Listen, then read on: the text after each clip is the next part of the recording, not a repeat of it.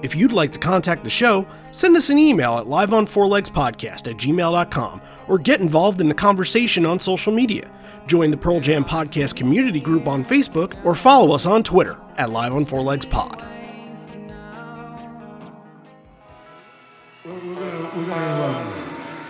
We're gonna play this one and dedicate it to all the university intellectuals in the audience tonight.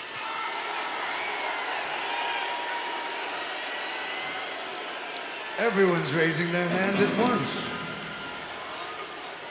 Yeah, this is for don't. I gotta say, a lot of us, some of us, I don't know. Did any of us graduate from university? Don't tell our kids. Don't tell our kids that we didn't graduate, because we're gonna try to pull off that lie for as long as we can. But and we come to university. Well, I tell you, we're having a great time playing universities. This is great. I finally got to go to university.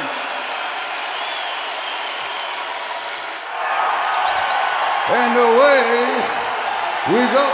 You're listening to Live on Four Legs, the live Pearl Jam podcast experience, featuring Mr. Stone Gossard.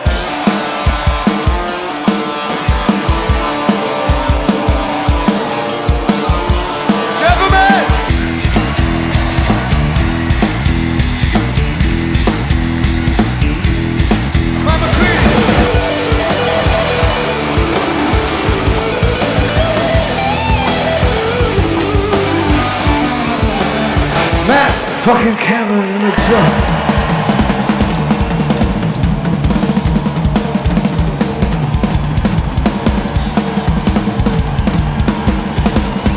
Mr. Boom Gasper.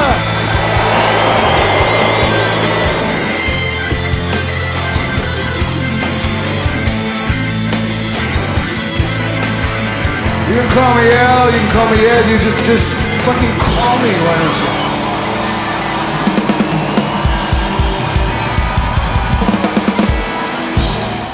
Hey everybody now, welcome to Live on Four Legs, a definitive live Pearl Jam podcast. Today it takes us back to 2016, and when we started this podcast back in 2018, that was looking back on 2 years ago.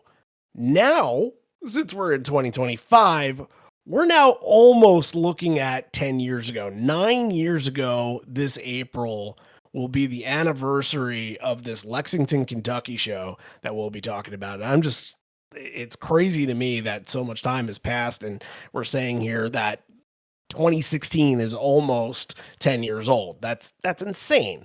But we'll try not to harp on that point the whole entire episode, because there are some interesting things that we have to talk about. It's a really interesting set with a lot of songs that we don't talk about, in terms of songs like Education and Army Reserve, Half Full, Thumbing My Way. There's a lot of good stuff in here. Especially with Javier. I don't know if we even tapped into it with Javier yet. And Javier's here. He's back from South America. We'll say hello to him in 2 seconds. And we're doing this episode because this is a request from both Dawn and Simon Mortimer. We're going to tell their story. I believe it was their first show together. So we will share their story, their love story, whatever story it is they have to share. I will share that with you guys. And they are doing that because that is a Patreon request. We will talk about Patreon requests and how you out there, if you don't have a request for an episode, how you can join on Patreon and get one for yourself. So with that being said, I think we can jump into some Pearl Jam. Randy Sobel over here and back from South America, even though it kind of was a little bit painful to get back from South America. And you don't have to tell that story, but the Gear Guru Javier is back. He's over there. What's up, dude? How you doing, my friend? Long trip, but back in the frigid cold of the winter time. But yeah, I think I got like a 74-degree swing in 48 hours. That's insane. I know, my skin is feeling it right now. I can tell you that. Yeah, I mean, we're talking about Kentucky right now, and the South has just got hit with snowstorms. And I'm sitting up here in my ivory tower in Syracuse being like, ho, ho, ho, ho, you guys know nothing about your snowstorms because we've had 9 inches of snow on the ground for the last 4 weeks, or I don't know how long, but it seemingly felt like the last 2 weeks we've had snow every single day in some capacity, but that's pretty insane for those type of places to get snow. How often do you get snow in Iowa? I don't even know. Not as much in the past couple of winters, but when we get it, we get it.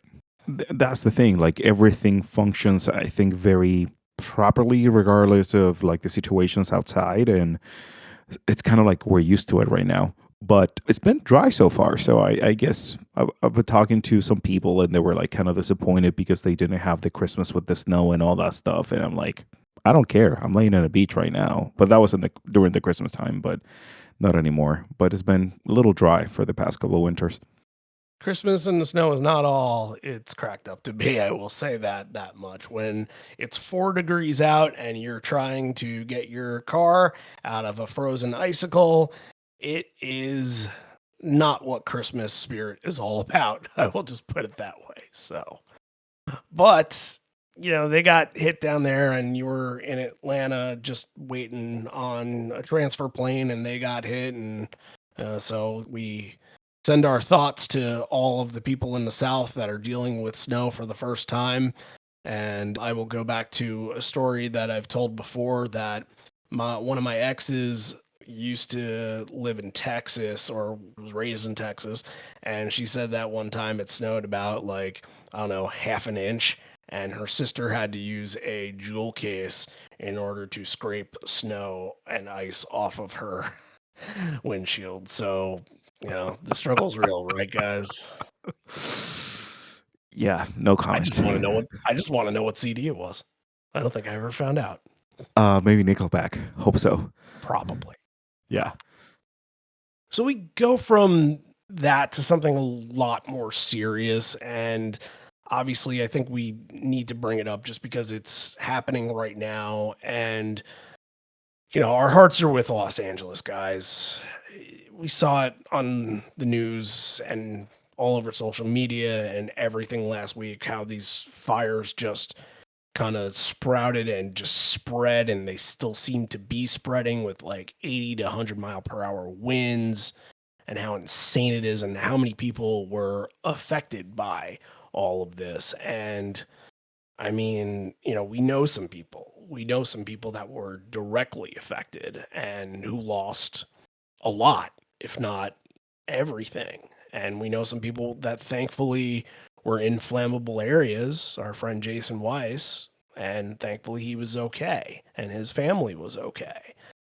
And then you hear stories just about people that, I mean, they have nothing now. And it's scary to think about, because just like that, it's all gone. And I think sometimes those things kind of puts a different perspective on you, because like, we live in a comfortable house, you live in a house, you have a family, you might not be worried about things right now in Los Angeles if you're in South Carolina or something like that, or in Maine, but like, it's serious stuff, and it's the kind of thing that you just don't know when something like that can happen to you. And it's just, I can't stop thinking about it. I can't stop scrolling on social media, doing the doom scroll thing, and seeing how everybody is affected, and it's awful. And we bring it up because it just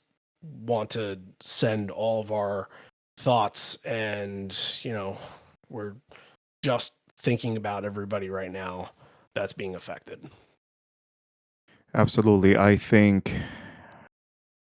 it's hard to put it in words, like you're in the comfort of your house and you take so many things for granted. And when I was on vacation, I was trying to be as disconnected as I could just to reset myself. But it was inevitable to think about and to read about everything that it was going on, and talk to Jason too, and he's fine. But there were so many people affected, and it's just heartbreaking. And as a community, we'll do things, but it's just, I don't know. I really hope that we can if you have the means, if you have the desire, if you have the passion to help, just do it. Do it for yourself. Do it for your community, or for somebody else that is going to be very grateful for that help in whatever form is going to be delivered. So hopefully we can give some news to the audience too, maybe later, and for some stuff that is planned for in the next couple of weeks. Yeah, plans are being worked on right now. I can't specify what exactly is happening, but something will happen. We've been talking about it, Anthony and I, Anthony with Touring Fan Live.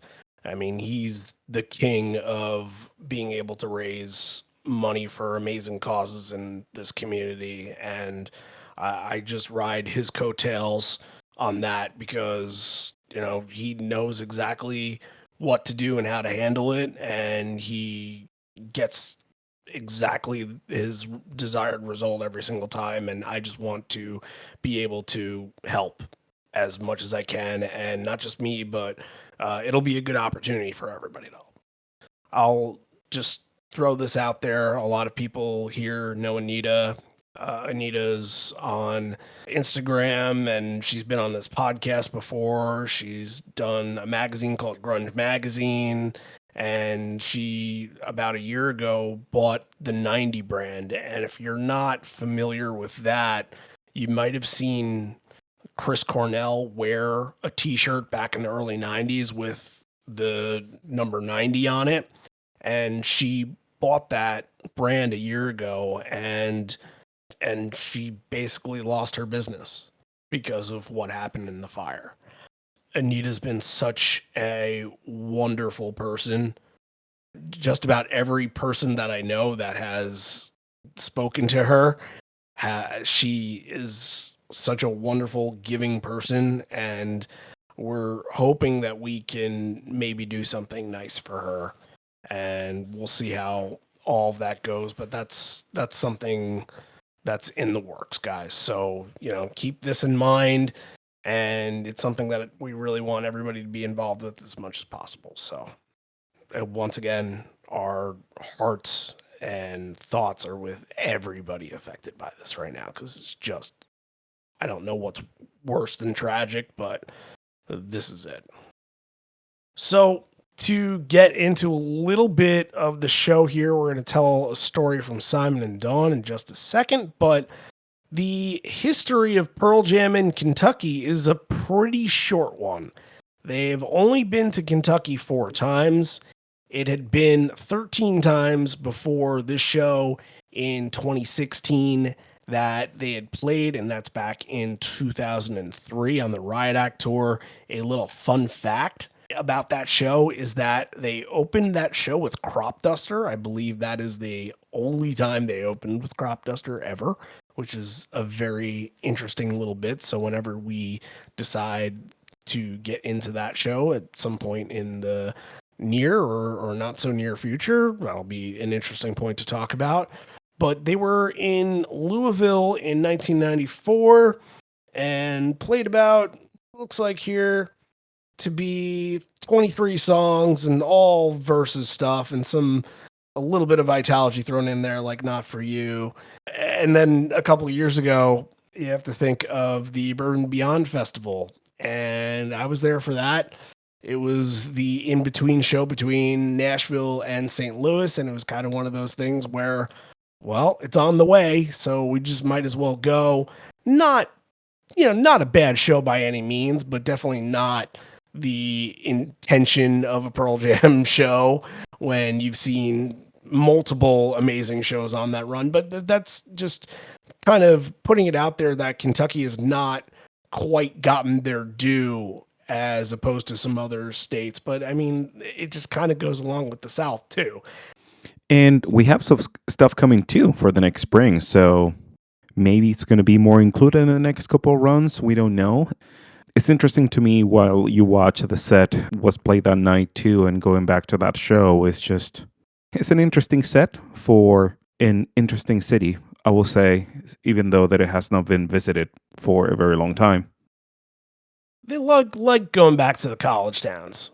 You know what I mean? That's where University of Kentucky is, and they mention it a couple times in this show, and they like going back to those places, and they always bring up like, oh, this is a place of knowledge, and they always bring up, well, nobody in this band ever graduated from college and all that.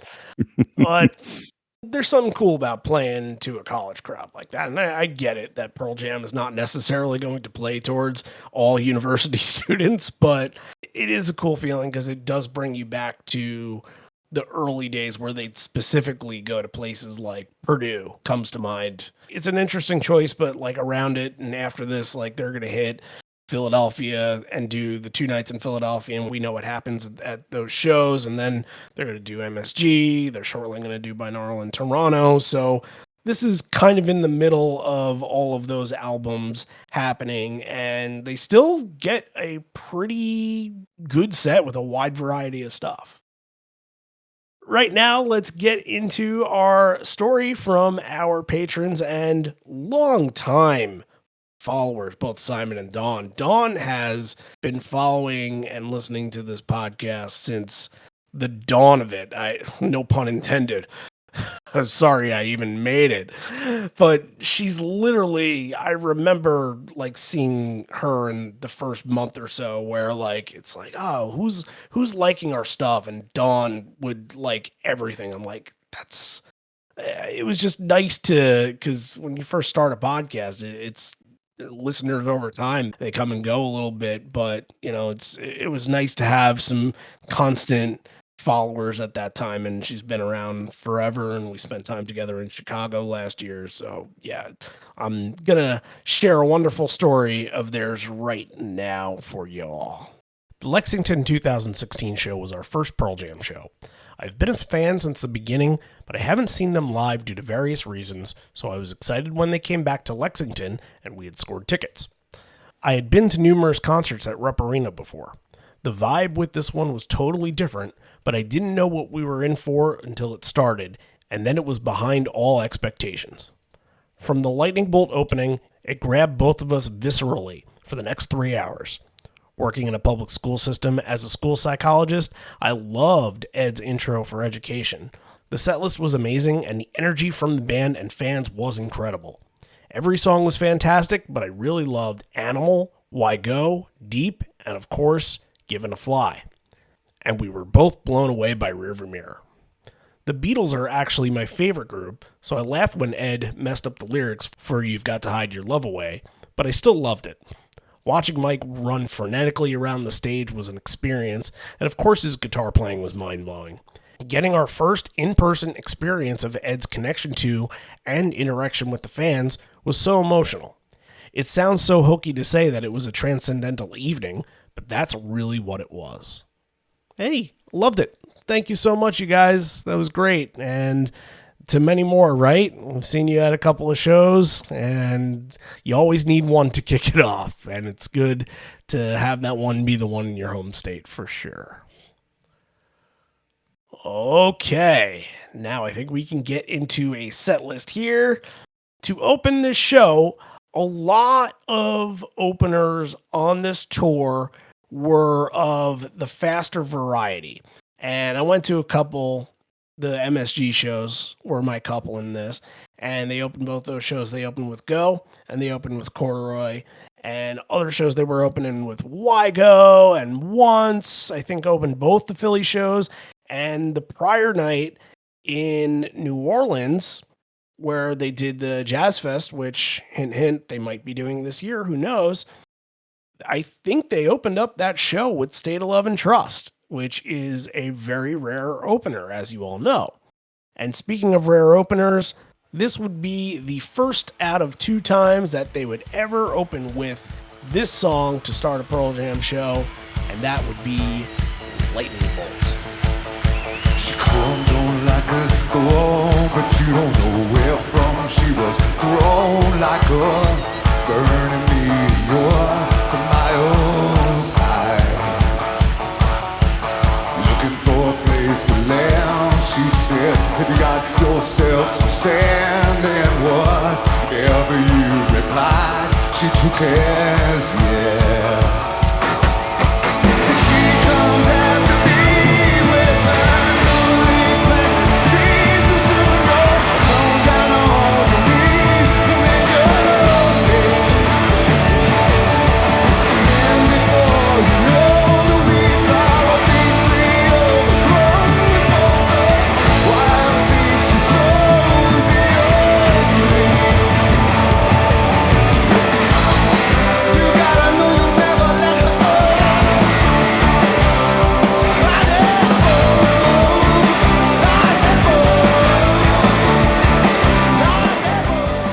probably chose it as the opener here because there was some bad weather earlier in the day. That's something that they've done before, though, so that makes sense. I really like the little riff at the end. It really adds a melody to it, and it's weird to think of an opener like this, especially for the time and the song. It's just hard for my mind to be okay with this right now in 2025, but 2016 it sounds like the perfect option to start the show, if that makes sense.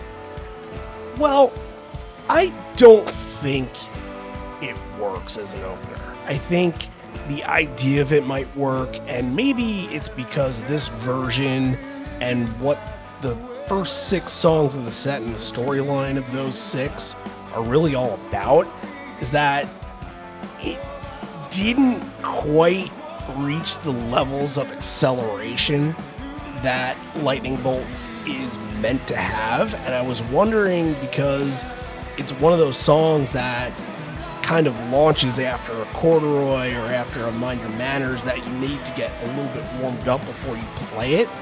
I was wondering if that had something to do with it. Once it comes to the songs that are following it, it seemed like they all kind of take on the similar characteristic of just being a little sludgy, a little bit kind of lost in a way. I don't want to come off as necessarily insulting to this set, because this is a good set, and once it kicks in, it really does kick in.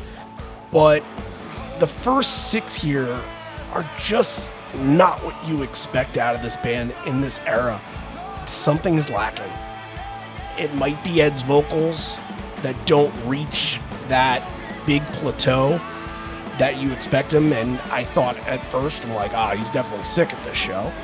But as we'll see later, I'm not sure if that's the case. Something seemed off and slow with the band, a little fatigued for the start, and I can't quite put my finger on why. Yeah, if we go through Lightning Bolt, Mind Your Manners, Animal, Why Go, the band doesn't feel tight. There's something missing, like you said. Could be a technical issue, we don't know, but it's just not quite right.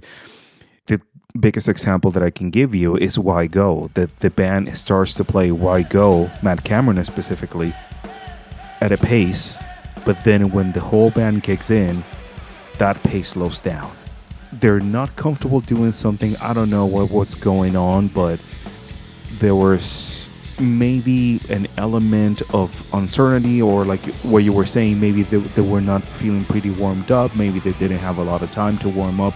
Who knows? But it was not allowing the band just to perform and give like the delivery that they needed for those tracks, because you need a little extra punch for those, and there was something missing on those.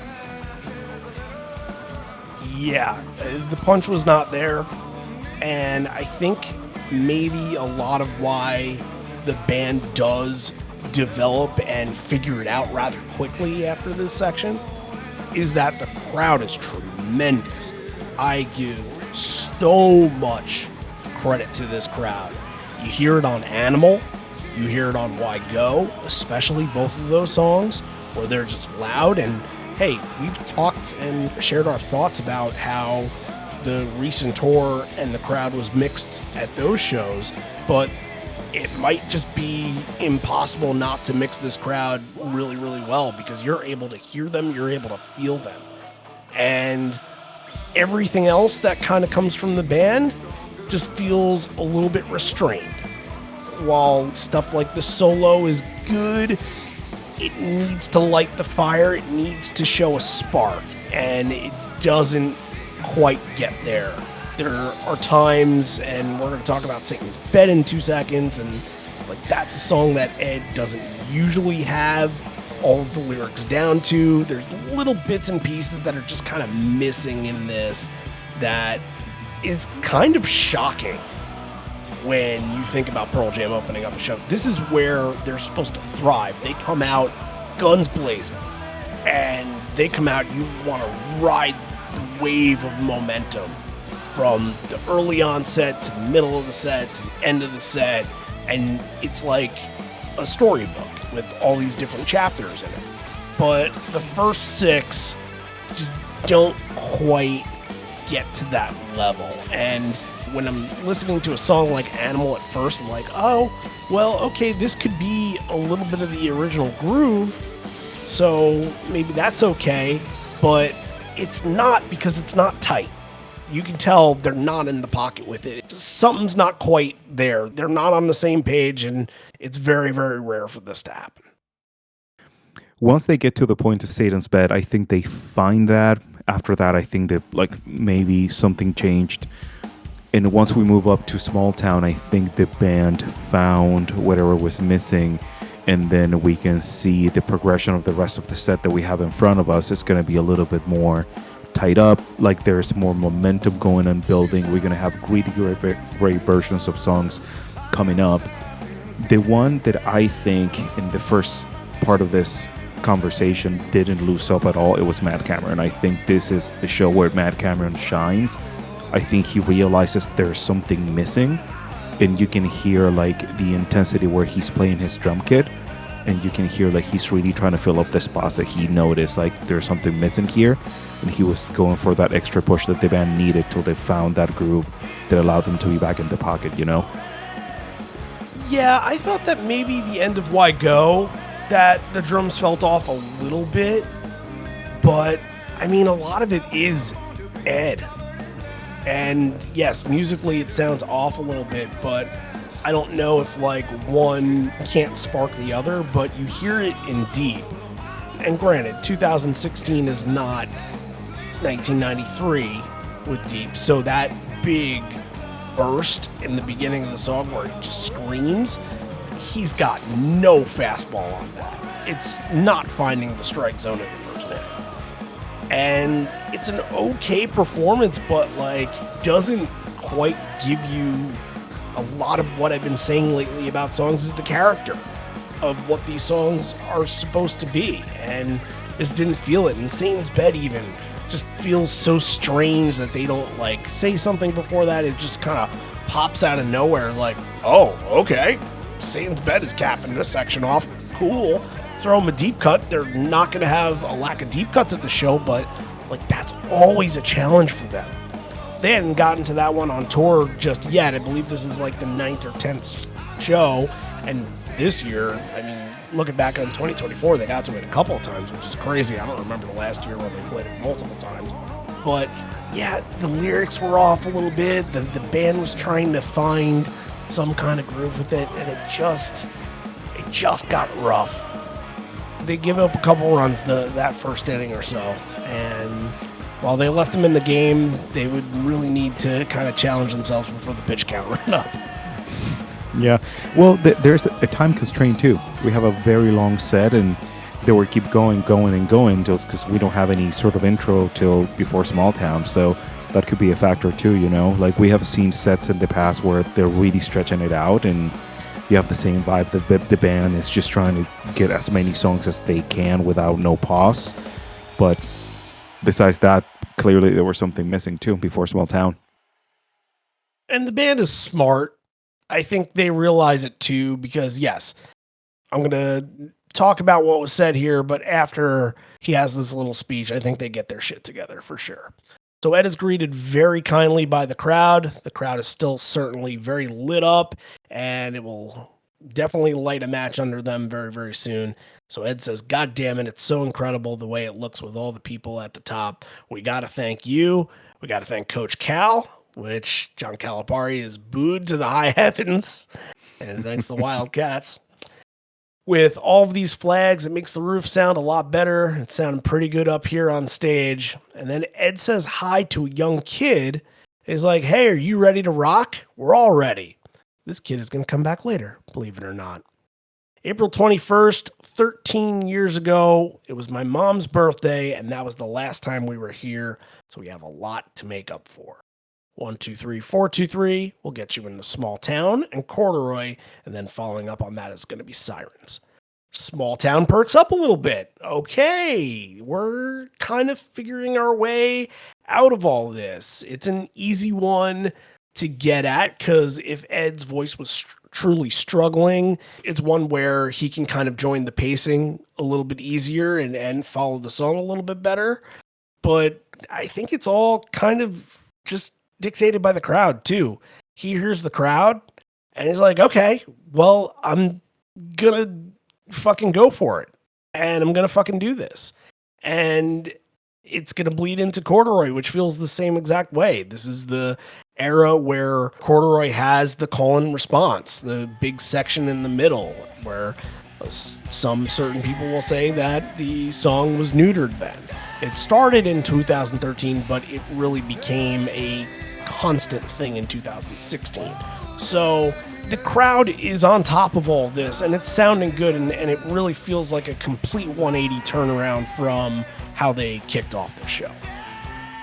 Yeah, and I think the audience give them the reassurance that, like, okay, you fucked up, but we're here for you, especially with the long call and response that the song has. And this song, when you hear Corduroy from the show, it has the exact same thing that we were talking before. It has that punch.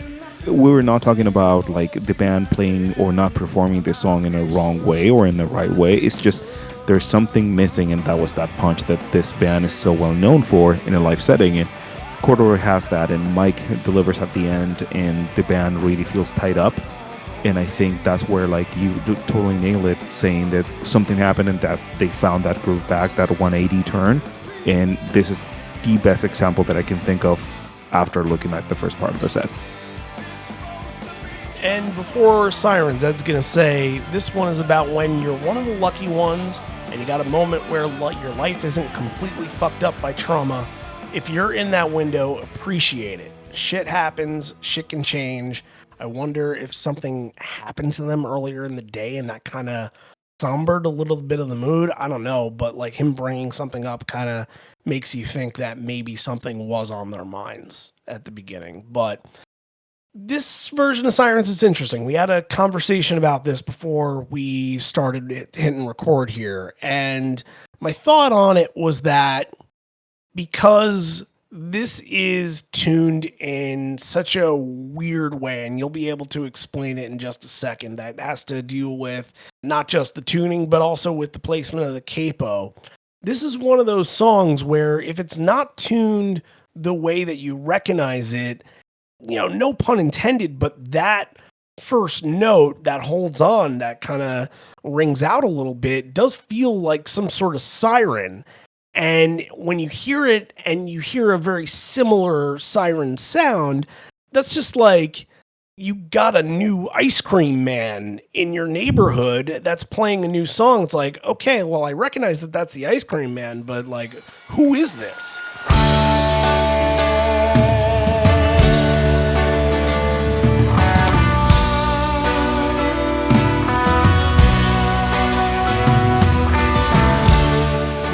It sounds completely different, and it's a little off-putting. So why is that the case? Explain all of it here.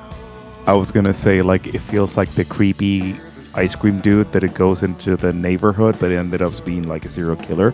Well, like the van that Anthony almost jumped into? Right. Yep, that one. Exactly that one. But yeah, you're right. Like, it's such an excellent analogy, because the siren feels that it's kind of like running low on battery or something like that. But Sirens, like the original recording, is regular tuning, E major.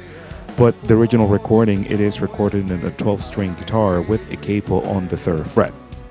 So exactly like you were saying, Randy, when you hear that first couple of chords, if they're not in the right pitch, if they're not in the right tune, it's different. It feels that something is flat. So the band really tried to make the original version work. They really tried to play it on the 3rd fret with the capo and everything, but Ed's voice was not basically performing to that point. They made the decision to go half step down, and now they're using the capo on the 2nd spot, which is something similar that they did with Retrograde and Free Show. So it's kind of like the same example, so people can understand a little bit better about that. Although it's very interesting because the pitch makes you feel that actually the song is higher, but the intention of all this is to help the singer to sing lower. Why does it feel that the song feels higher, or it's like in this off-tuning thing? Because you're using a 12-string guitar. Every single string in the 12-string guitar is the regular guitar as you know it, but then you have each string in the same octave that creates that high pitch that is confusing. So even though your ears are telling you this is off and higher pitch, is actually designed to help the singer, in this case to help Ed, to reach out the notes that he really needs to hit for the song to sound good in a live setting. And I really hope that all of that makes sense. It does to me. When you hear that note come in, the original chord that comes into Sirens feels a little bit deeper. And let's give an example here of other downtuned songs that we've talked about. In Hiding was downtuned in Australia. Save You also. Habit also. These songs Retrograde. are a little bit, Retrograde. These songs are a little bit different because the way they start, and Retrograde might be very similar to Sirens in a way, because those have notes that kind of ring out and expand a little bit. But when you hear Save You and you hear the chords come through, it's just the chord riff. And when your brain hears the song and connects to it, by the time it recognizes what it is, it's not thinking about the down tune. It's thinking about, okay, that's the riff. It might sound a little bit different, but your brain isn't thinking that something's off. In Sirens, it does, because it's, again, that familiar sound that gets projected out. So it's a weird sensation, and that's kind of why we talk about how some of these really do work and some of these just sometimes just fall flat. And perhaps that's why we haven't seen Sirens in 6 years, is because they don't think that they can make this song stand out while performing it in this manner. I would love to see Sirens in that first spot after the encore. I think Ed can do a lot with it from an acoustic setting. I think it could be a great opportunity for the band to recycle a song that maybe they feel that it doesn't work for them in a band setting, and grab it and make it something new, because the melody of this track is absolutely beautiful. And actually, I think there's another example that we can take now from present tense, pun intended. It's Wreckage. Wreckage, it's very connected with Sirens in a way that maybe you don't think, but the structure the Stone follows in Sirens and Wreckage, they're very, very similar. He's embellishing the song at all times, and that's something that maybe they can reutilize, thinking in a song that has worked perfectly live nowadays. Recycle the song, try something acoustic, or maybe recycle the arrangement and make it something new for them and exciting again, because I think it's a song that it can show up again, and I think maybe from a different perspective, I think it's going to work for them. We're waiting on it. It's definitely one that I think a lot of people would love to see back, so it's all up to them, as we all know, but that's kind of the story. That's where we're stuck with Sirens right now. Okay, so he says we're going to play this one for the university intellectuals in the crowd. Everyone is raising their hand. Oh, that's me. And then Ed does the whole, oh, did any of us graduate from college? And I've been to a show before where I think he's like, oh, Matt worked at a Kinko's, and Stone went for a semester and dropped, and Jeff played basketball, and all these little things. And I think like Mike never went. I can't remember, but like Ed never even graduated from high school. And yet I think one of the times he's like, oh, the reason why, like, I never graduated from high school. So you might ask, how am I so otherworldly? Like, and I'm just like, if that's how you want to put it, then that's how you want to put it. But he is going off here. He's saying, we're having a great time playing at the university. And he says, don't tell our kids that we didn't graduate from college, because we want to keep that lie up for as long as we can. And since 9 years has passed, yes, he has one daughter already in college. So there you have that. But this one is for all the teachers and the students and the smart guys and great women. And he gets very excited because he finally got to go to university, and they play an ultra rare song right here in Education.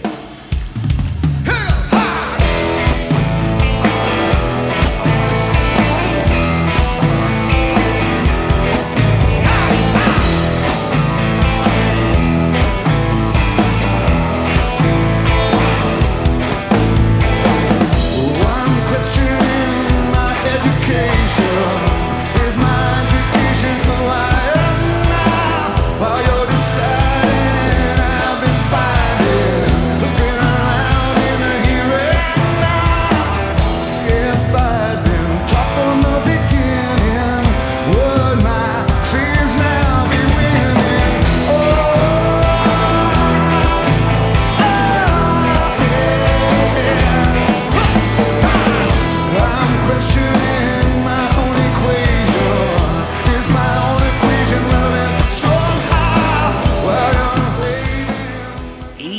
time out of the 9 times that this has been played, and I think shortly after this, it might have been the next show they played it in Philadelphia. I know it was one of the Philadelphia shows. So after that, it's been on a 9-year hiatus, and we're missing it right now. But it had been 123 shows since the last time that they had played it in 2011, which happened to be PJ20. So it was a very, very long time. This one had not really seen the light of day.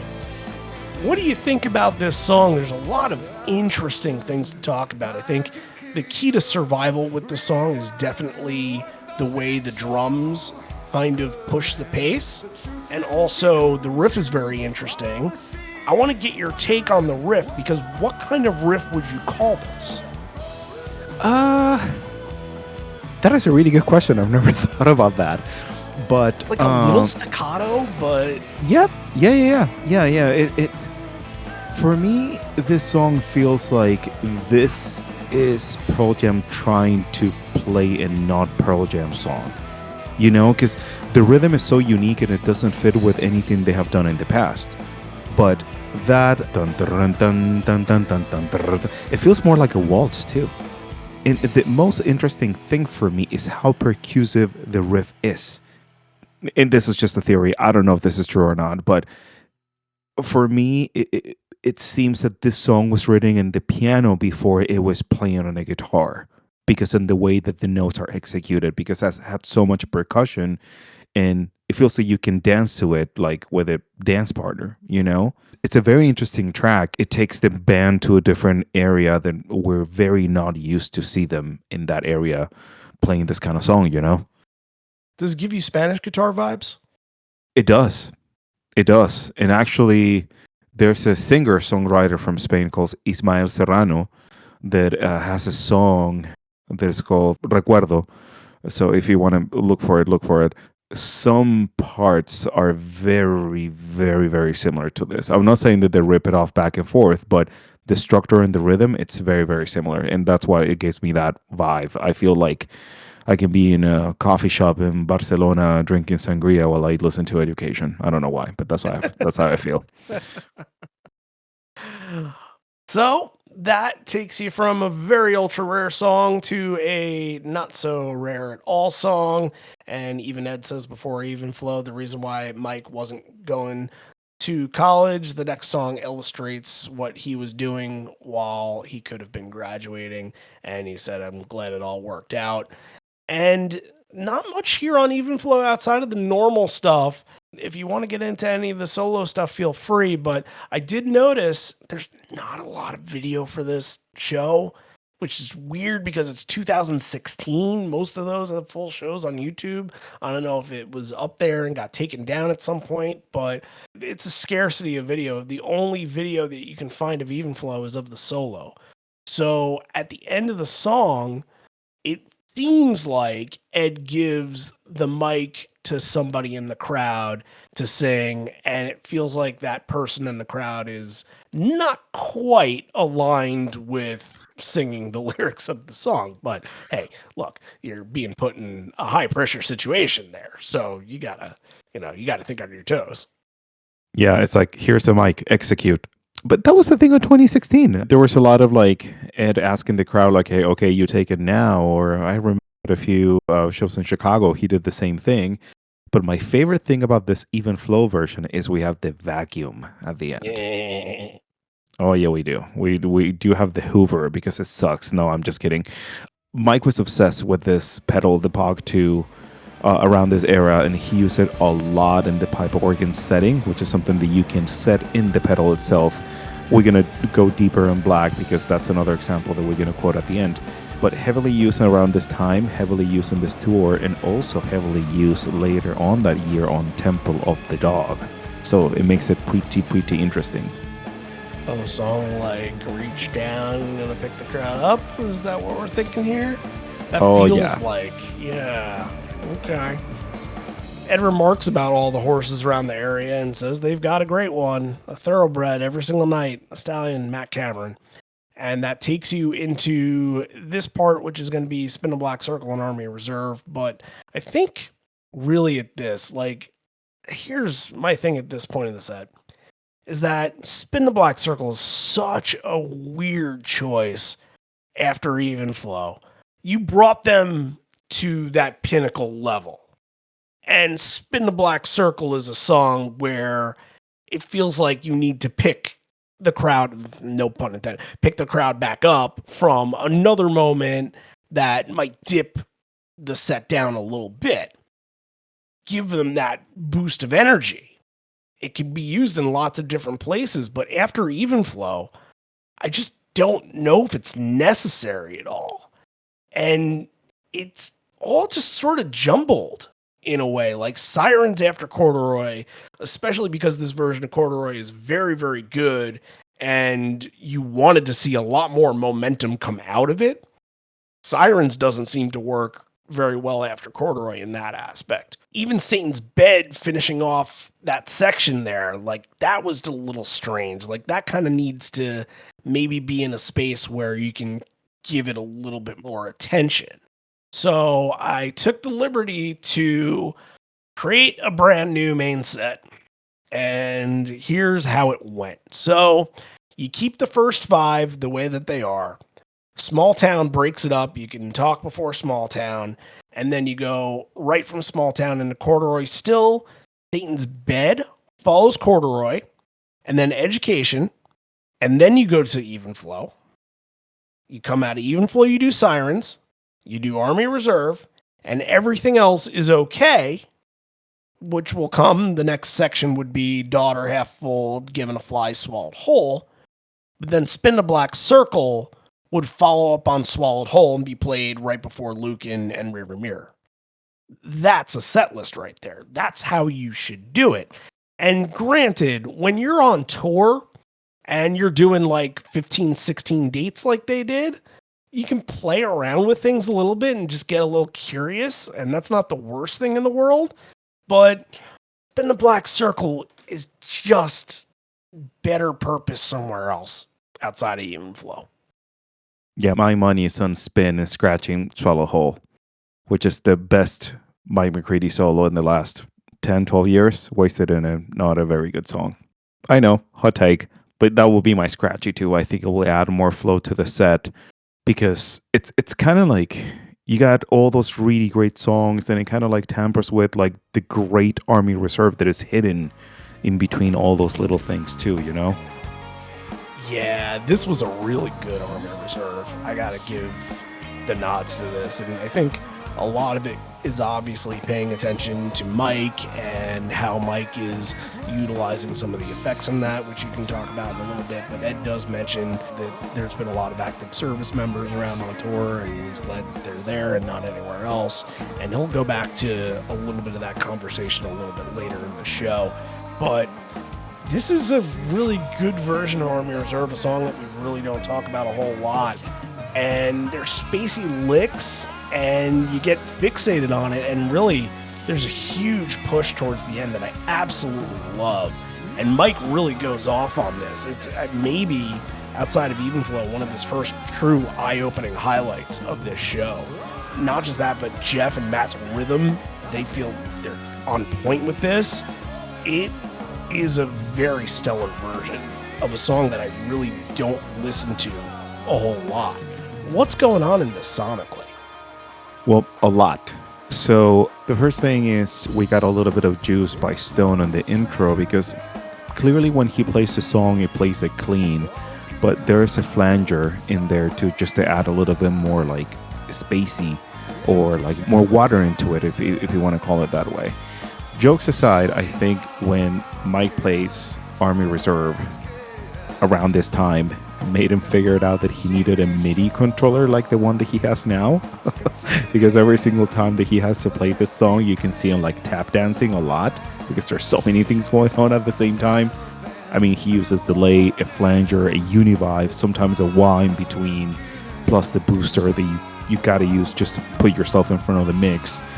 And it adds color to it. It's a lot, and it adds intensity and also emotion, because I think the solo at the end, regardless of the performance or the delivery and the way that it's going to be played, needs that emotional touch that all this kind of like watery effects will add at the end. But it's a really good version that is enhanced by the use of all the elements that were going on. And I really hope that I'm right in my theory that maybe this made Mike think like I need a MIDI controller, and maybe, but that's why he uses one right now in 2025.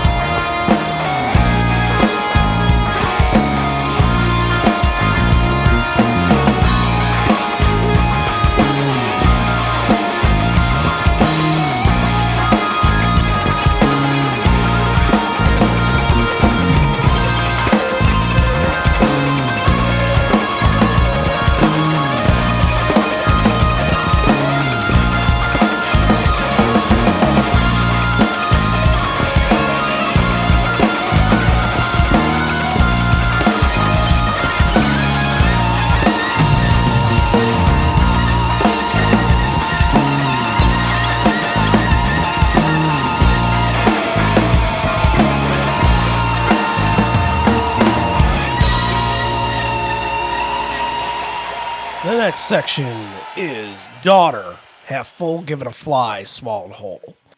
And we're on full-on collaboration with the crowd yet again for Daughter. It's going to be another brick in the wall tag, but I think it's what comes afterwards with the crowd that's very good. There's the call and response, and it feels like he's really captured their attention and keeps doing that, hey, hey, and he keeps doing that, and it feels like they're just on point with that. I know that another brick in the wall is always going to be super loud and super prosperous, but this crowd came to play.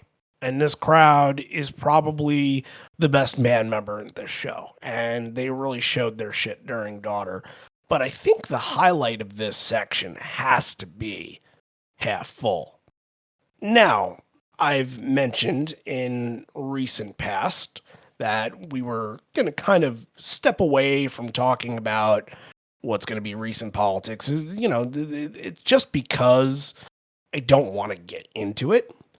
But I find with only about a week away from our inauguration, I am a little bit pleased to see that back in 2016, when he was just a candidate, that Ed is outwardly saying the things that he does.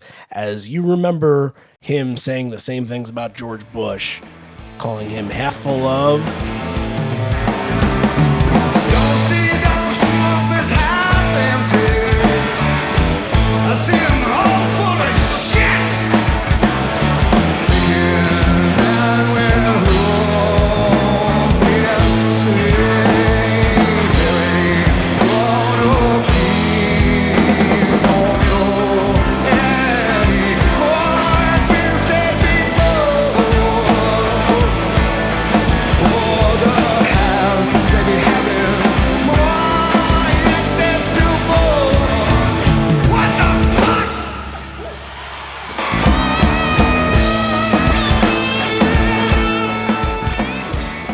tell he's pissed about something. Maybe earlier that day, dude said something real stupid. I mean, it does happen. Regardless of what side of the aisle you're on, he says some things.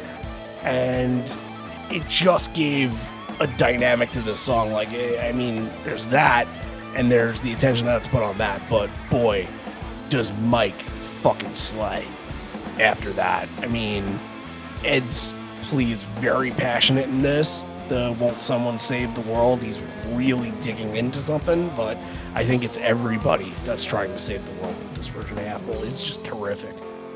Outstanding. In the way that they play right now, in the way that they have evolved as musicians, this is a song that you can highlight every single band member and you always going to have an outstanding performance, because everything about this song enhances who they are as players, and it's just like each one of them just shines.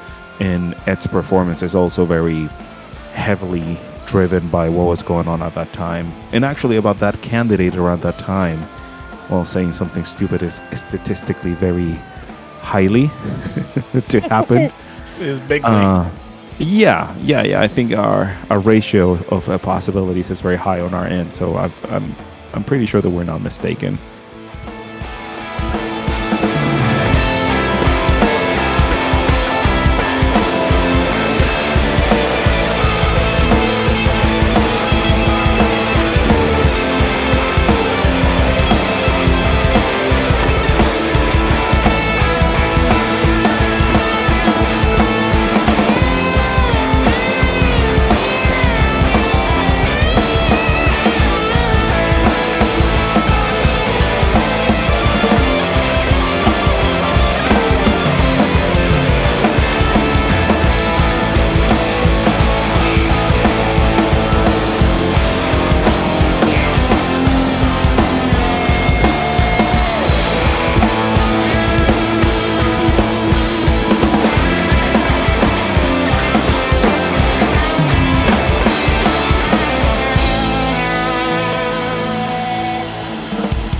Now that you're saying something like that, you just gave a new meaning for this song to be repurposed on my track list for my brain. So I think it's going to be in highly repetitions till January 20th.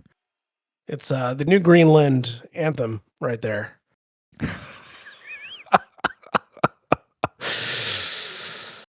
Yeah, well, let's suggest that. Jesus Christ, okay. Sorry, people from Greenland. We don't make you.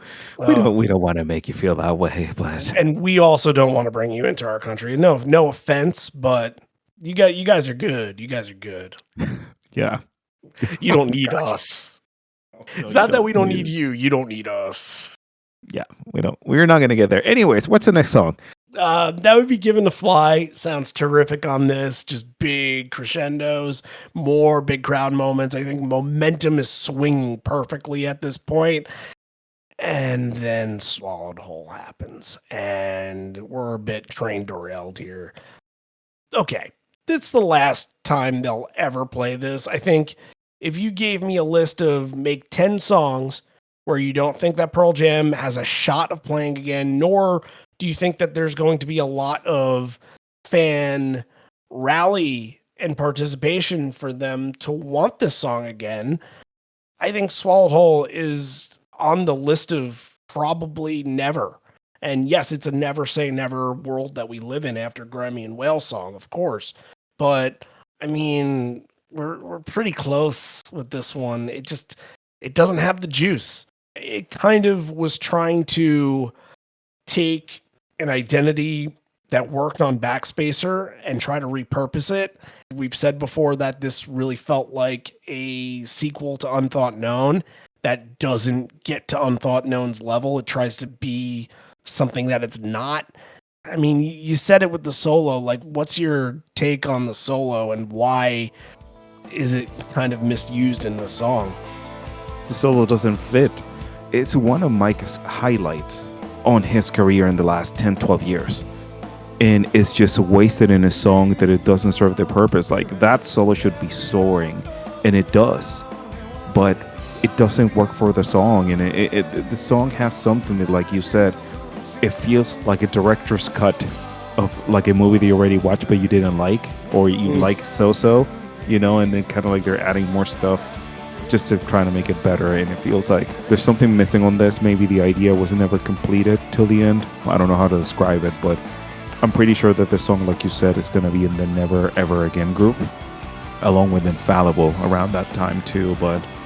And of course, then in the first run of the first show of the new thing, they're going to open with Swallowed Whole. I don't think Infallible is in that never category. I'd put My Father's Son in there for sure.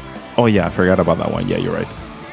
I would maybe say Let the Records Play, but I'm not like, I think Let the Records Play and Infallible are definitely like a step above Absolutely Never to Probably Never. And then Getaway is somewhere in between there too, but I don't know. I will say that the song gives me good memories. I've talked about this before, I believe, that when I was driving up from Connecticut to Buffalo for that 2013 show, for some reason, I seem to always remember driving and that song playing and just like seeing the road and just being on the road and That's kind of the visuals that go through my head.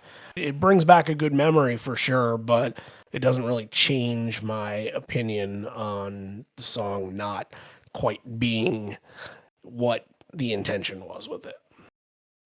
All right, Lucan into Rearview Mirror. Now, Lucan is interesting because Lucan has something that you don't necessarily hear in Lucan, and that is kind of a plucky intro, almost dipping into that slow Lucan territory where they've done it in the last couple of years in some places. I believe Fort Worth was one of them, and there was another one, I believe it was like Budapest, where they kind of did the intro where he sings the chorus slowly, not slow Lucan, not Two Ways to Skin a Cat Lucan from MSG, but this kind of felt like it was in that direction, but at the point where Ed could have sang some of the lyrics when he was doing the slow pluck part, he just screams out Lucan and they run right into it, and Lucan is what Lucan is.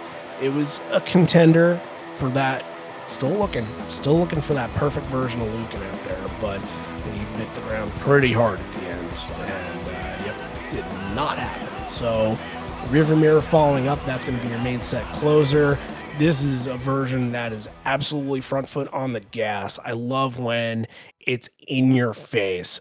Just everything is at full acceleration, big burst of speed, big elevation, then like the car crashes and you hit the airbag, but the airbag kind of feels so good that you give it like this warm big hug and just keep driving along anyway. So yeah, this an excellent version and a good example of one where you're inducing some sweat out of your crowd here. So this is a good way to end your main set.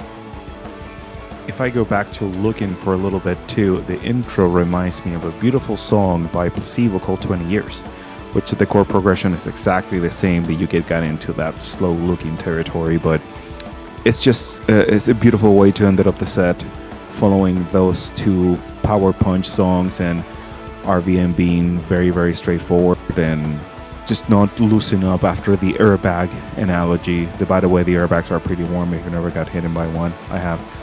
So yeah, I get the analogy. Yeah, don't, keep it that way. You don't want to get hit by an airbag. It does feel like maybe we got another fan to sing back and forth for Rearview Mirror, but it's tough to tell. Yeah, I couldn't hear it. And like you said, like there's not a lot of recordings out there, so it made it a little tough. But yeah, and even flow, I could hear it, but not in RVM. Well, I think we have reached the encore here. So let's pause for station identification. Yes, we have 2 encores to go here, but we'll get through them. I know that the last couple of weeks we haven't had that, but anyway, station identification needs to be paused for, so let's do that. All I really got right now is to just keep paying attention to what's going on this podcast. As we mentioned before, we're hoping to really do something to raise some money for Los Angeles, to raise some money for Anita. So keep your eyes out on that. And also, right now it's a really, really good time to join up on Patreon, help us out a little bit. We've lost a lot of support lately, and it just happens at the beginning of the year sometimes, but it seems to have happened a little bit more, and a lot of it probably comes from a little bit of the lack of content that we've been putting on there, and we're going to get there. There's going to be a Gear Garage coming out this week. Without a doubt, you will have that. I believe I'm going to put up the new episode, really the first true episodes of Pearl Jam Setlist Hangman, and that'll be out on Patreon. That'll start to come across. We'll start to do where Patreon will get first looks at new content, and then we'll release it on other platforms when it comes later on to give you guys a new bonus thing. But I understand, like, it's very tough to do a lot of extra stuff right now, and we really want to take care of it, and we really want to fulfill the Patreon platform as much as we can. And there's some ideas to do a couple other things, and maybe things that I won't even be involved in that can be on the platform. I'm waiting for your podcast with Josh Arroyo to happen. I want that to happen. I need that to happen. Ooh, yeah. We need to talk about that. Patreon exclusive right there. Oh yeah, yeah. I will. Yeah, that's gonna. Every episode is going to be like 9 hours. But what I was going to say is like I wanted to apologize to you and the audience because I know some people are waiting for that Gear Garage. But before I went on vacation, I didn't notice that the track that I need to send it was on mute. So I'm an idiot. So I really, really, really apologize for that. Oh, you're not an idiot. We're good. We forgive you. We'll just have it later rather than sooner, and that's okay. We still love you anyway. Thank you. Well, if you want to hear the late rendition, the belated rendition, and by the way, speak of belated, happy belated birthday to you. Shit, forgot to mention that. You had Thank a you. birthday last week. Happy Yeah, it was belated, friend. Thank you. Thank you. I was celebrating in front of the beach, so can't complain. All right. Well, okay, a bit less happy to you because you have enough happiness there, I suppose. Some But sun, glad- yeah, the waves were good. Family's good. Friends are good. So, yeah, can't ask for more. Yeah, glad you had a great time over there. So we'll have to look. We'll have one of your May birthdays at one point when we get Jason to show up, right? Well, yeah, like the fourth interaction of my birthday. Yes. Yes. Anyway, that's an inside joke about 5 of you get. So when it comes to Patreon, if you want to help out the podcast right now, it is extremely appreciated. Come on in and join. You can join for as low as $1 a month, or you can join on the Gigaleg or Horizon Leg tiers. And those tiers will give you an episode request of your choosing, just like Dawn and Simon got to have this episode. You want an episode for us to cover? We can probably get to it in 2025, guys. So all you got to do is just sign up, make a commitment, donate a little bit, and it helps out the podcast a long way. So the way that you want to go do that is to go to patreon.com/live on 4 legs and join up, or you can download the Patreon app and search for Live on 4 legs and you can sign up right there, or you can go to liveon4legs.com and check out some of the website content. And if you think that we deserve a little bit of a donation for the work that we've done on the podcast, on the website, wherever, then you go to the top, you click the become a patron button, and boom, you are on Patreon. One of the things I will mention right now that I just hope that people that are patrons are seeing the content when the content comes up, because I'm looking at the numbers and the numbers are not as good as it used to be. And I'm wondering if people just aren't using the platform at all. So if you're not seeing content come through, if you're not seeing any notifications through your email, please let me know, and we'll try to rectify that as much as we can. But, we're really going to make a concerted effort here to put more content on the platform for you guys, because you guys deserve it. So if that's not enough to get you to join, maybe once it comes to be April and May, the reaction episodes will be enough for you to join. So there's that. All right. That's all I got to say about that. So back to the rock. Ed says here, we still got a lot to go, but you've given great energy for yourselves tonight. You've given it up at the Rupp. He plays a little harp and strums a little bit before saying it's sure beautiful down here in Kentucky. And I don't think I remember that last time. There's got to be more than one guy who paints the fences white. There's got to be a 2-man job at least, right? So sometimes you hear the news down here, things that surprise me, like intolerance that still exists. And you guys did a good thing recently. You just turned down a thing that would have made it harder for people of the same sex to get married. That just adds to the beauty of this place. I think about some people, it's just a misunderstanding, or it's not your thing, or you don't know what it must be like. When I was a kid, my mom was single divorced mom, and people didn't tolerate that in the mid-60s, and it was frowned upon. And after a while, it becomes no big deal. So what do? You come together as a community, you support them, it creates love, it creates togetherness, it's tolerance and understanding. This is a song about not having to hide your love, and that would be the Beatles tune, Hide Your Love Away, followed by Just Breathe, followed by Thumbing My Way. Ed has a difficult time getting through Hide Your Love Away. That's nothing new. He's stumbled through it before. He's messed up on the harp parts before, but anthemic nonetheless. Good crowd is going to get a good song for the crowd, and he acknowledges his errors and kind of laughs himself off. So there's that.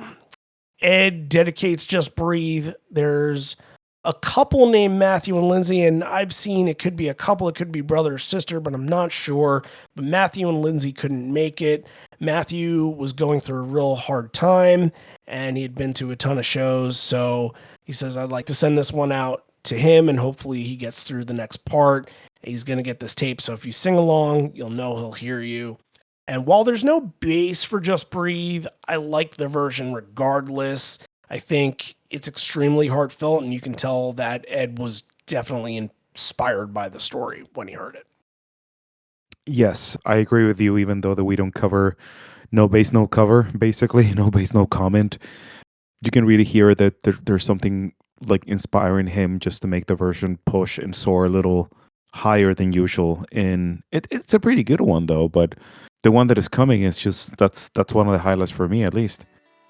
Yeah, I think we got to talk a little bit about Thumbing My Way here. A huge surprise. And before Vancouver 13, it didn't show up for a very long time. I think 2006 was the last time they played it before that.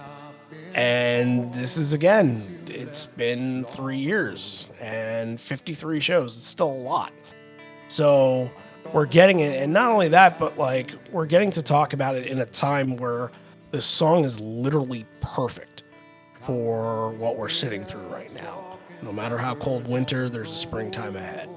It's been in the 20s consistently for the last month or so up here, and even at times dropping down to 7 or so degrees, and we had a day last week that was wind chill at -6. So that's kind of what I'm banking on right now, like the springtime, hope spring's eternal, and get us through to baseball season, get us through to the tour season, and hopefully this doesn't last too long. But this is a beautiful version, guys. Ed is stretching his voice in the middle of this, which I don't necessarily remember from a lot of versions of Thumbing My Way, but he definitely gives this a moment to propel this song, and that kind of shuts down the conversation that we were having before of his voice not having it. Like if there was any indication that he was just going through a little slump in the beginning of the show, that's what that is. But Thumbing My Way, it does something that other versions don't. It becomes kind of a rock and roll version of this song because the drums at the end, the way it really pops, it puts a lot of emphasis on some of the factors that this song doesn't usually have, which is just very acoustic and anthemic acoustic wise, but they add a little bit more gravitas to it. Yeah, and I love the extra juice of that Fender Strat being used at the intro. It just adds a little like country tone to it, but it works. And then the other detail that you added at the end, just Matt pacing up a little bit more. So it takes the song to a different level, and this is something that we said in the past about different versions of songs in the show. Sometimes recycling a version of the song takes the idea to a whole different level, and as a musician, as a performer, it keeps you excited too. Like you're not playing the same thing over and over, which is not the case with this band, of course, because of the variety of the sets every single night. But it worked, and it worked and put the song in a different setting. It put the song in a different level, and it's just, I really hope that we can see it again sometime soon. Oh, I turn my back. Now there's no turning back. Oh, oh, oh, oh.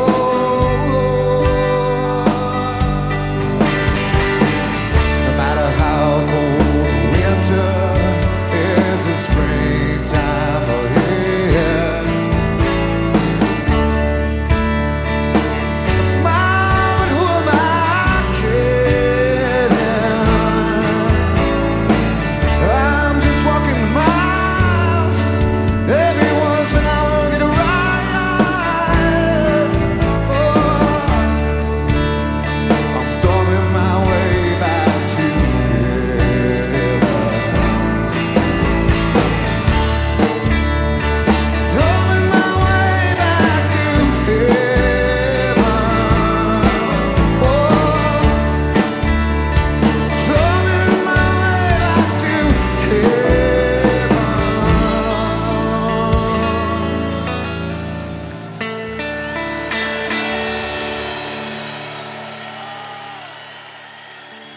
dedicates this one to Thomas Young.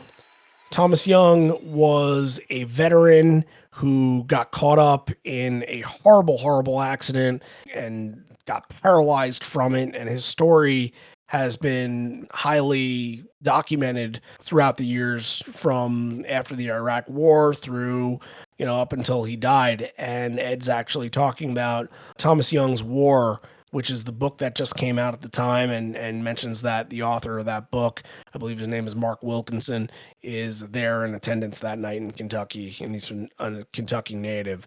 And it's a very good book. If you've never read it, I would absolutely recommend it to you guys. His story is just tragic, but even him wanting to stand up for what he believed in, because he, like most Americans that enlisted, thought that they were going to go fight in Afghanistan and go protect our country from what happened in 9/11, but he was lied to.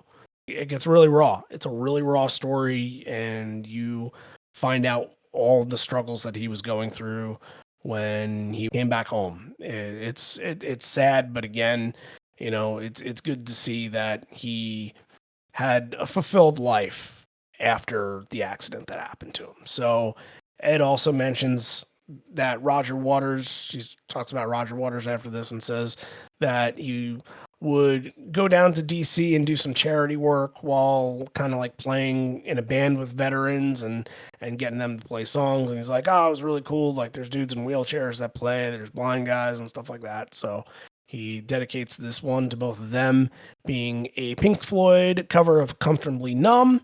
And we'll just run down the rest of the Encore 1 here as it is. Do the Evolution, Sonic Reducer, and Porch. That all closes out in that 4-song stretch.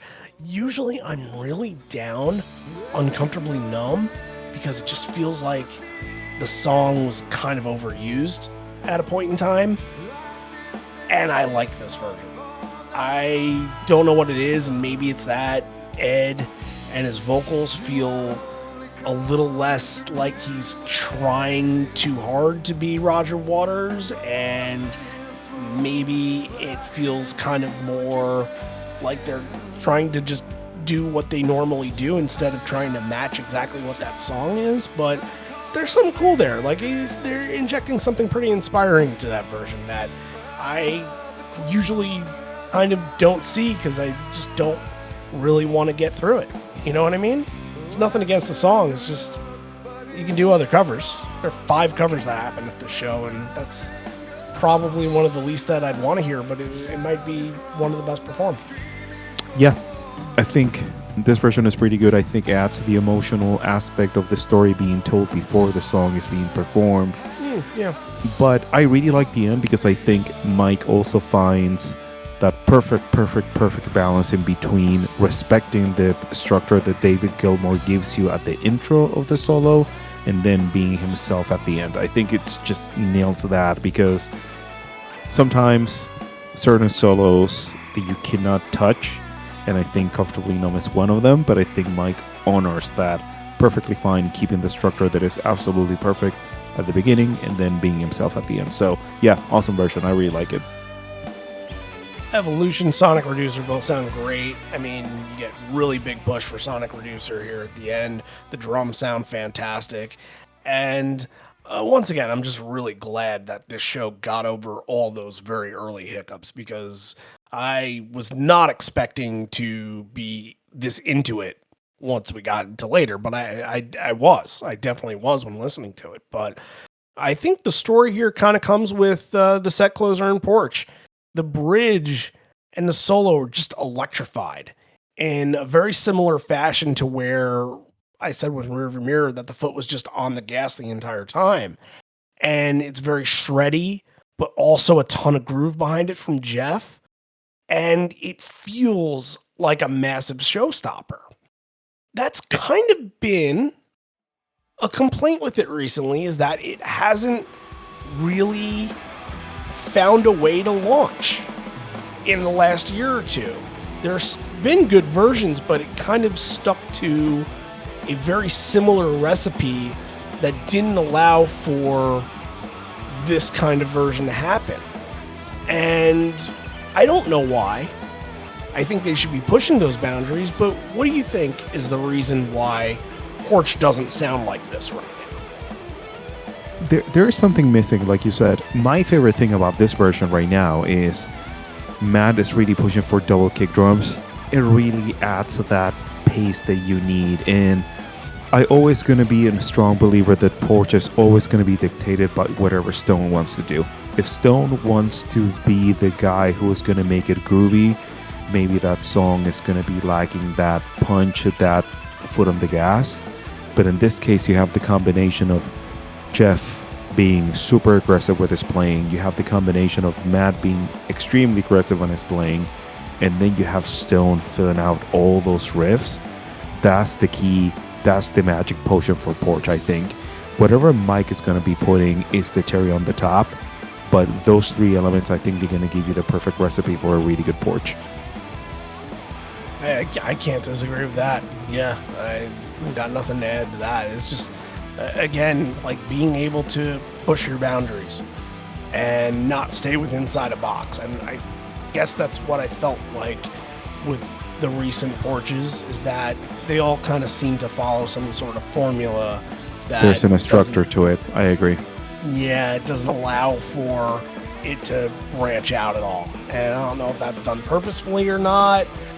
But yeah, I would love to see them get a little bit more of a pick-me-up on this when it comes to this year, because everybody, and not everybody, but like 68% of the people that voted in that poll that we did said that they want to see Rearviewmirror close sets, because they can find that and do find that with Rearviewmirror. And they don't necessarily every single time do that with Porch in the last 2 years or so. All right, Encore 2. It says, I know we're here to show you guys a good time, but you showed us a hell of a time up here on stage. They switch over to the back, I believe, during this. They go behind the counter. And I'm venturing to guess that the people up in 212, 213, and 231 are probably all behind the stage, because he says, I'm not a university graduate, but I'm guessing you weren't ones who were first in line for tickets, but you're the coolest people we could play for. So he goes through some signs and he's like, somebody's asking for a Matt Cameron song. And something is played real quick and I can't tell what it is. They're kind of messing around because he mentions there's a sign that says "Save Me, Fucker," and you hear the dun dun dun dun dun dun, like real quick. But they also do something after the Cameron song was mentioned, and I can't quite put my finger on what Cameron song that was. Yeah, no, I didn't notice that. I did hear the riff for "Save You," but I couldn't. Yeah, I couldn't hear what was the rest of the song. I will say that I think a couple shows before this in Tampa, In the Moonlight was played, and that's like the one that I think about when I think about Cameron songs. Yeah. Maybe it just didn't register, but like I also, speaking of education that we did at the show, I always connect the two of those songs because they were both played at PJ20. So there you have that. But it says it took us a second because there was a woman backstage who was 80 or 90 years old who wanted us to roll her 2 fatties to get her through the end of the night. And he said, that's our kind of woman. And then introduces the switcheroo here as they get into Smile. Good version of Smile. I thought Jeff really killed it on the guitar on this. Not much else to say outside of that, but Smile was getting played towards the back a little bit at this time, which was more of a Last Kiss, elderly woman kind of thing. So you're starting to add a couple more songs, and then later on they'd add Wish List to that little group. Yeah, I will take any of those instead of Last Kiss. Yes. That's the only thing that I need to say. So he also mentions here after Smile, he says, this one is about treating women right, especially women in colleges where that continues to be a problem. And he says, I hope it changes before my daughter goes to college. Well, she's in college. Has it? I'll just leave that there. And then we get into a downtuned version of Leaving Here being played with Ed's patented pretending to fuck up the intro bit to start the song. Pretty fun. I mean, always kind of rare to get Leaving Here in a set for sure. The solo section is all Jeff until the end where Matt gets a little piece. But Jeff is also playing around with like little different pitches in the solo too, which is pretty cool. And then Matt has this awesome fill before the last chorus transition. Just sounds terrific. This is a fun little version here. You know what I'm going to ask next, right? What are you doing? Oh, yeah. We need it. If there's a good fill, we need the filthy fill right here. Well, I didn't say it was filthy, but I can ask for a filthy fill. ask and you shall receive. Filthy fails.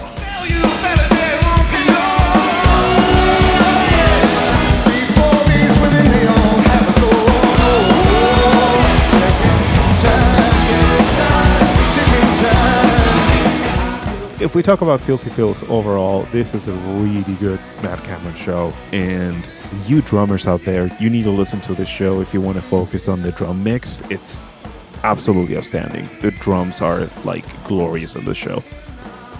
Well, good drumming is going to obviously happen in songs like Black and Better Man, which happen to be next. Black is definitely another big display moment for Mike here, and the Hoover is back. It was used in Even Flow, and it's being used here. And, I mean, like you said, he just couldn't get enough of it at the time, right? Yeah, Mike goes by faces when it comes to certain effects, and in this tour it was heavily used, and it's a cool thing. It's a cool thing that it's going to allow you to play with the tremolo arm and give a different like flavor and dimension to your guitar playing, but it's a very unique effect. And actually, the story goes behind because somebody named Kim Thayil was using it in a band called Soundgarden. Yeah. And Mike was like, "What's that? What's the use of that?" And then he kind of like nicked the idea and he had it on his board for a very long time. This is a very good usage of We Belong Together at the end here, too. I mean, a nice little plan landing for this song. Black, what can you say? It was a very, very good version at a perfect time to be playing the song. And then to follow that up with Better Man, I mean, two massive heavy hitters back to back. And the crowd, once again, getting a fantastic moment in this. And they're singing the entire beginning. That leads to Ed staring in amazement, just saying, "You're fucking great, man." The energy is palpable. It's been run through a wall type energy for most of this show, and this version of Better Man definitely exemplifies that.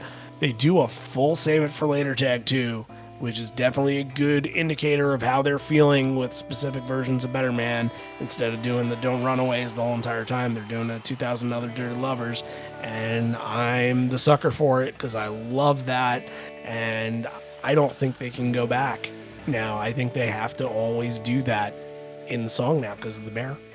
And honestly, I would love to see it happen like they did it at Wrigley every single time, where Ed actually gets to kind of play that intro the way he did. Just phenomenal stuff. And it was, prior to this year, not done every single time, but you're getting a little something extra when you get it. Yeah, and maybe in the future we're going to be checking out set lists and we're going to have the B-Man / Save It for Later. Maybe it's going to be included as a version of itself and not a tag. I would like to see that. That'd be kind of cool. I think that there's an opportunity for Ed to do that as his solo encore song. Whether or not he takes it or not, I don't know. But just like his recorded version, maybe he'll do a Better Man tag off of it. Yeah, that'll be cool. I'm with you, man. I think it will be a very, very cool thing to see, because I'm a sucker for that tag too. It's just whenever they go with that, it's just like, oh yeah, just give me that all day. Like B-Man is always such a great thing to listen to, but when you get the tag, you always get that extra warmth in the heart saying like, yeah, they're doing the tag that I really like. So yeah, awesome version. And then like you were saying too, adding to it, you can hear the crowd and they're very present and alive, and then party song starts and you get Baba, and then you know that the lights are probably going to be on at that point. Definitely starting up during a live for sure. I mean, this is bread and butter. A live Baba Ledbetter. I think that anything that comes from this version of Baba was terrific. The transition off of Alive right into Baba, where there's absolutely no breath in between the two songs. And then the extra extension on Baba is amazing on this too. You know, sometimes they can play around with it and like they do kind of like the jam and shuffle around with the ending riff a little bit, but boy, this one lasts longer than I can ever remember a version of Baba lasting. It just, I was blown away by it, to be honest with you. It's one of those signs where you know that they don't want to leave a show when they just keep going on and on and on and on and just milk it for everything it's worth. And this ending to Baba was just absolutely magnificent in that facet. Yeah, nothing else to add to that. It's just a great version, and like you said, it seems that it's fun for the band, and they're having a great time, and the crowd. I'm going to emphasize the crowd too. Like they were very, very present in this version of the song. They were great this whole entire show. Like I said, they were really the best band member out on the stage that night, and I think they really pushed this band. But to kind of bring a story full circle here, I talked a little bit before that during one of Ed's speeches that he saw a kid in the crowd. He's like, "Hey, rock on, kid." And during Ledbetter, he ends up going and passing the tambo to the same kid. So very cool little finishing touch to that. Well, I think that's our set then. There we have it. 2016 Lexington in the books. Now let's pick 3 moments to go back on and claim as our favorites. What do you have that you love from this show? I got my number 3 spot with Thumb in My Way. My number 2 is going to be Bob O'Reilly because it's a really, really good version. And my number 1 is going to be the showstopper for me, which is Porch. All right. Those are all very, very good moments from this show. I'm going to go all deep cuts here. I'm going to go deep cut central. And my first deep cut is going to be from Riot Act, and that is going to be Half Full. And then my second deep cut is also going to be from Riot Act, and that's going to be Thumbing My Way. And my third deep cut, I don't know if I've ever put this as a number 1 song before. It's going to be from the self-titled record. It's going to be Army Reserve. That's my number 1. All fantastic moments from this night. Yeah, really good selection. That means we have an interesting choice to make when it comes to the rating here. So I'll let you go first and then I'll do my thing. My selection and the rating for the show is going to be an 8.5. I think it's a really good set. There are a few things that I will do the scratchies like you were suggesting too, and maybe change the order and a few things. But once the band found the groove and they just kept going forward, I think it becomes the set and the show that you were expecting to listen to. The first hiccups on the first couple of songs, though, they do make a difference for me. So that's why I'm just going to give it an 8.5. Yeah, that definitely puts a little bit of a damper on this rating for sure. And I think I might have started within those first chunk of songs and said, okay, well, I'm starting at a 5 here. And if they can get up higher than a 5, then that means they've improved and succeeded. But I was definitely not giving this show a very good rating when it came to those. And then when it came to the set list, just structure and the mess that was happening in the middle of the set, like that definitely leaves a little bit less to be desired when it comes to your rating. And that kind of will take a little bit off. Overall, I'm giving this a pretty good rating. There's some really, really good shows in 2016. And I think that this one is very good, but I think it's 7.5 for me. I think it fits right into that, like, very solid, not one that you have to go out and sprint to buy the bootleg for, but definitely an unsung show from this tour that should be listened to for sure. And if they had a very strong beginning to the set, I probably would have been in the 8 somewhere, but 7.5 is where I stand with this one. And that is not a bad rating at all. 7.5 is just fine. Don't think of it as a C+. You know what I mean? Yeah. You know, there's some good shows from 2016, but this was not ever going to go into the Hall of Fame. So sorry to all of those that thought it was. But one thing that we didn't talk about that I meant to talk about in the beginning is that there is a Hall of Fame aspect from this show. And you know what that is? No, I do not know. The fucking poster. You Oh, know yeah. what the poster is, right? Oh, yeah. You're right. Yes. The Kentucky Six. This is one of the best posters they've ever done. Unbelievable. Maybe we can add a different category for the rating at the end. Poster quality. We've never done like the poster talk for episodes, and I only will bring it up if it's like this one, special Right. in this occasion. But yeah, this is a 10 out of 10 poster, Hall of Fame poster without a doubt. Oh, yeah, for sure. For sure, yeah. And I remember when they did the Ames Brothers thing in Seattle in between show days, I saw that, and I think I was texting with Dakota at the time. He's like, "Oh, can you let me know when they have?" And I'm like, "Oh, they have Kentucky 6. They have Lexington." He's like, "Oh, get it for me. And I look at the price. I'm like, "It's $400, dude." He's like, maybe, nope, can't do it. But I ended up getting you that Santiago poster, and that was a little bit cheaper than $400. Yeah, I definitely didn't pay $400 for that. But yeah, when you told me about that, I was like, can you please get it? Like, that was my last show that I attended in South America, so it has a little bit more meaning to it. So there you go. All right. We did the show. We did the thing. We thank you for tuning in. Next week, we're going to do another request. It's going to be Minneapolis, 1998. We're going to do some Yield Tour stuff, and that should be a whole lot of fun. So we'll get to do that, and I'm sure we'll probably get to hear from Kirk Walton because he's everything Minnesota, and I think he's probably been on every Minnesota show that we've ever done. So I will make a point to reach out to him, and it's not his request. This is a request coming from our patron, Nate. So maybe he wants to join up with us too. Maybe we'll just have a fun ass episode coming up next week. Hopefully we can get some friends on. So let's, get ready for that. And hopefully you guys have listened to this one and enjoyed it. And if you're not already subscribed, make sure you go to all the podcast platforms like Spotify, Apple, YouTube, wherever. Doesn't matter. Maybe it's something different than those places. Those are just the popular ones.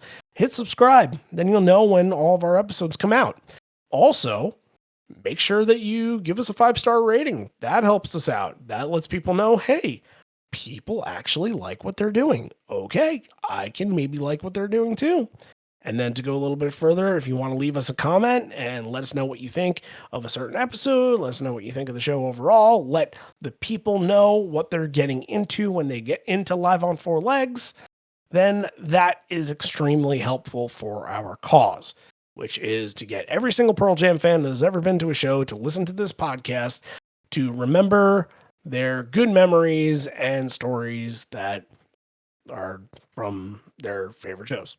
So until we've accomplished that, I think we got a long way to go. So, but nothing left to be said on that front. So thank you all for tuning in. This may be the end. We're here, but not for much longer. And although we may be parting ways, miss you already, miss you always.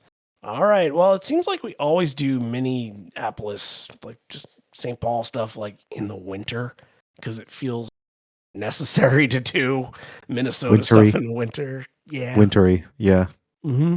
So we'll do that again next week, and we'll keep up with the snow, and hopefully there's no more snow in Kentucky and those kind of places. So, all right, everybody stay safe, and just be good to one another.